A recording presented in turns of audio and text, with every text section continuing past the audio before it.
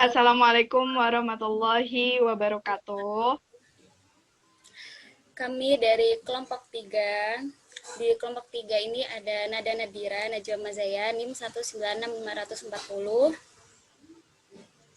Saya Widya Saraswati, NIM 196500044. Saya Imadawati Natalia, NIM 1965046. Ya, di sini kita akan menjelaskan tentang makomat dalam tasawuf. Aspek pembahasan yang akan kita bahas itu ada pengertian dari tasawuf, pengertian dari makomat, makomat dalam tasawuf, dan juga macam-macam makomat dalam tasawuf. Yang pertama itu pengertian tasawuf. Secara bahasa, tasawuf diartikan sebagai sufisme. Tasawuf merupakan salah satu fenomena dalam Islam yang memusatkan perhatian pada pembersihan aspek rohani manusia, yang selanjutnya menimbulkan akhlak mulia. Melalui tasawuf ini, seorang dapat mengetahui tentang cara-cara melakukan pembersihan diri seperti menyucikan jiwa, menjernihkan akhlak, serta mengamalkannya secara benar.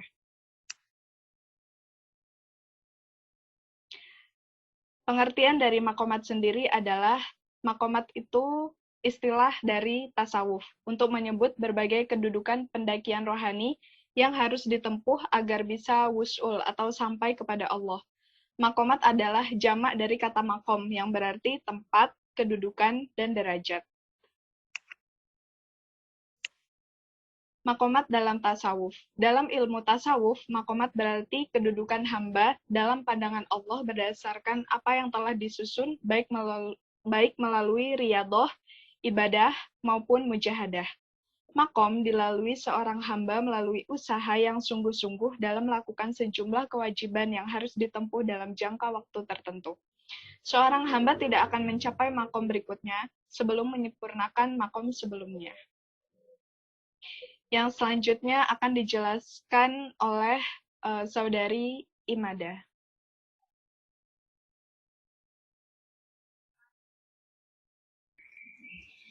Berikut ini adalah macam-macam makomat dalam tasawuf.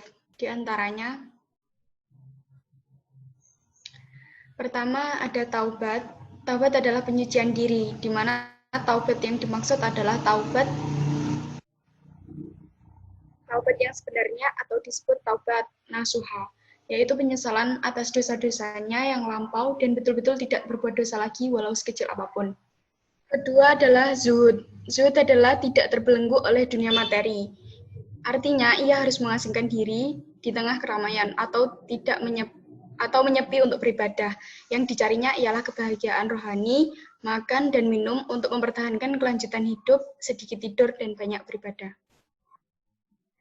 Yang tiga, wara'. Wara' adalah menjauhkan diri dari perbuatan-perbuatan yang syubhat atau tidak jelas kebaikannya, atau menjauhi makanan yang syubhat atau yang tidak jelas halal haramnya. Kemudian yang keempat ada fakir, di mana fakir ini adalah menjalani hidup dalam kefakiran, yaitu selalu membutuhkan Allah dalam kondisi apapun. Ia tidak menunjukkan kekurangan apapun yang bersifat materi, karena yang dihajati hanya Allah. Dan selanjutnya adalah yang kelima, yaitu sabar.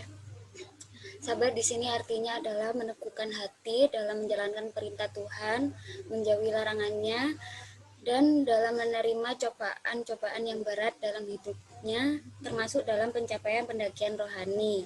Dan yang keenam adalah tawakal. Tawakal ialah berserah diri sepenuhnya kepada kehendak Tuhan. Ia tidak memikirkan hari apa yang akan terjadi pada dirinya esok hari, dan baginya cukup apa yang ada untuk hari ini. Dan yang terakhir ada ridho. Ridho adalah menerima semua yang menimpa dirinya dalam dunia ini. Senang, susah, gembira, sakit, dan lain-lain itu sejatinya datangnya dari Allah. Dan rela terhadap pencapaian pendakian rohani yang dilakukannya dan di mana Allah mendudukkannya.